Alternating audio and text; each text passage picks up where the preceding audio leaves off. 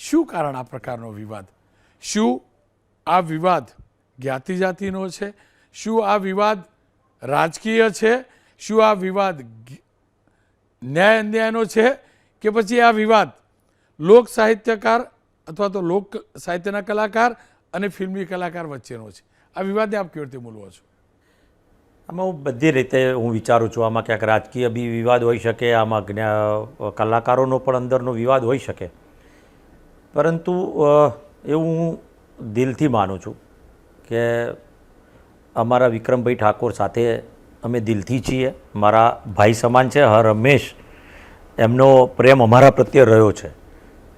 એ રાજકારણથી પર છે. એમનું વ્યક્તિત્વ, એમને જે વાત કરી કે હું રાજકારણના તમામ પક્ષોને એક સાથે અને એક સરખું માનું છું, એટલે એ વાત અમારી એમ કહેવાય કે દિલમાં અમે એમને એટલું બધું મહત્ત્વ આપીએ છીએ. એમની વાત સાથે બી અમે સંમત છીએ, એમની લાગણી સાથે પણ સંમત છું. અને રજૂઆતની વાત મેં સવારે જ મીડિયા સમક્ષ કીધી કે ભાઈ હું કોઈ કરે કે ના કરે પણ હું સરકારમાં રજૂઆત કરીશ કે ભાઈ આ કેમ આમ છે અને આ લોકોને બોલાવવા જોઈએ. અને આજે કુદરતી આજે 5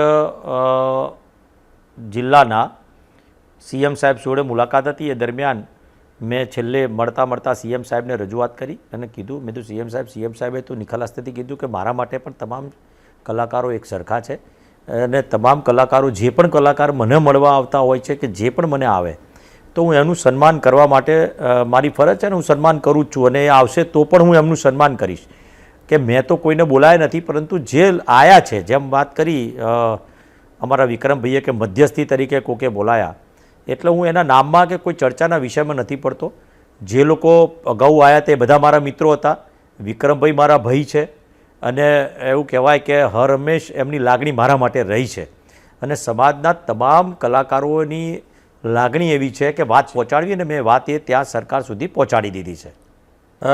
હું આ એબીપી અસ્મિતાના માધ્યમથી એક અપક્ષ ધારાસભ્ય છું, એટલે તમામ મેં તો સીએમ સાહેબને રજૂઆત કરી છે. અને મારા વિક્રમભાઈને પણ હું ફોન કરીને આમંત્રણ આપીશ કે હું અપક્ષ તરીકે એમને આમંત્રણ આપું છું મારી જવાબદારી પર કે હું વિધાનસભા ગૃહની અંદર એમને લઈ જાઉં.